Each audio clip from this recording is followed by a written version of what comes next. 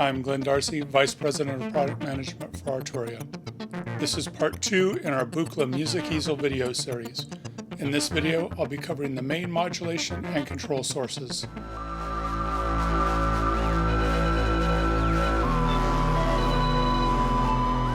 The main control source on the music easel is the keyboard. We have a standard keyboard output that you can route from here. There is also portamento control. The keyboard also has an arpeggiator. You can have ascending patterns and then random patterns. You can change the speed and set whether it's sync or free speed. The preset voltage source consists of these 4 knobs and these 4 pads. They can be routed to the keyboard to be additive with the keyboard via this Add to Main button. You can take the direct output of them from this jack here. Using the Add to the Main, I can set them as octave buttons,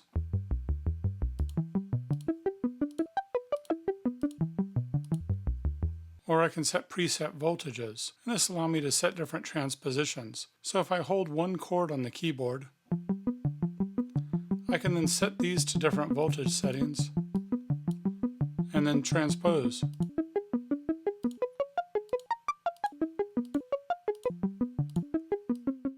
On the far right is the master clock. This can be used to clock the sequencer. Next to this is a square wave pulse output that comes from the keyboard itself.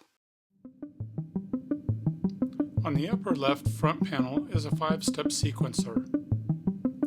You can choose the number of steps from 3 to 5 using this switch.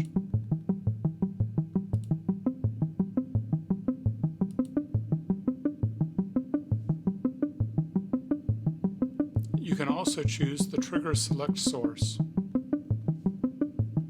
In this case, I have the clock down here controlling it. I can also have the keyboard do it, so every time I play a note, it will advance the sequencer.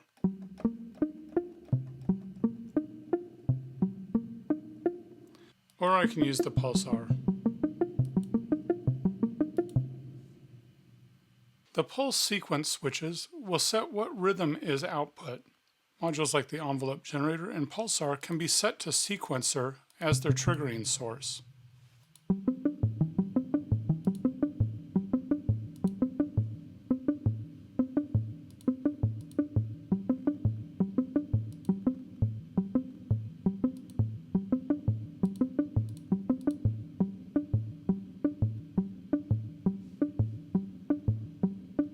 While you can hear that the triggers are skipping, if you extend out the decay time, you'll hear that the pitches are still going plain.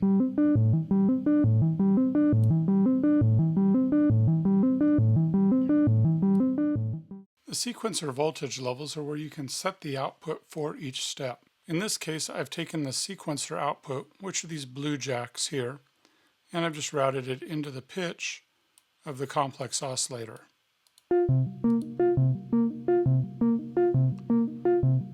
By varying these, I can change the pitch on each step.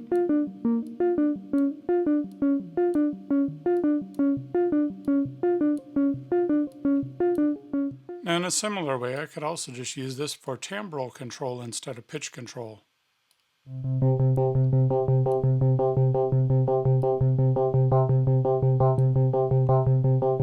Or I could route it to both.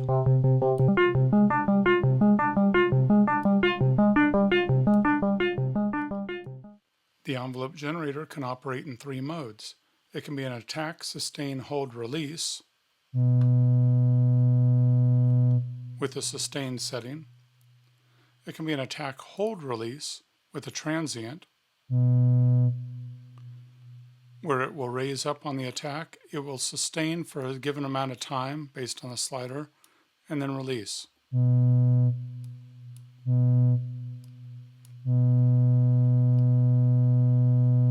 It can also self-trigger itself and be a looping envelope.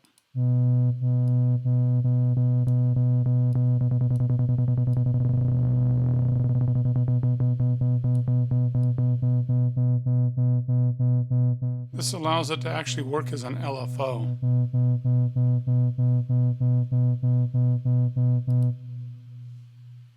The envelope generator can be triggered by the keyboard, it can be triggered by the pulsar, and it can be triggered by the sequencer. The pulsar has the same kind of trigger options. It can be controlled by the keyboard, the pulsar itself, or the sequencer. The pulsar is a simple clock pulse with a release time. It can be used just as a sustain and release envelope if you want. In this case, I'm going to patch the output into the low-pass gate.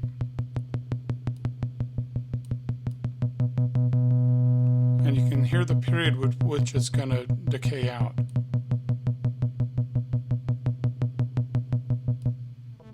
Between the multiple trigger options in the modulation sources and the routing available in the dual low-pass gate, the Music Easel hides a lot of complexity in a few controls.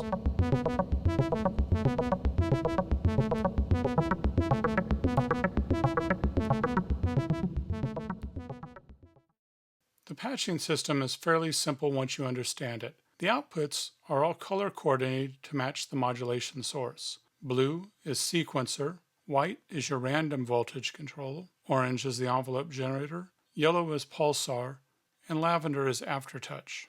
The black connections are inputs to your modulation destinations.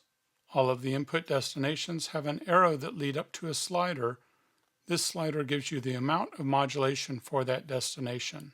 Just patch any source to any destination by clicking, dragging, and releasing. In this example, I can patch the sequencer to the pitch of the complex oscillator.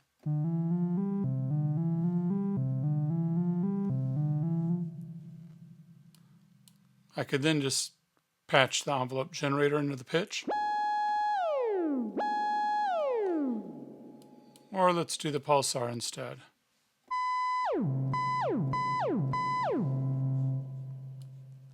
In this case, I'll do the random voltage.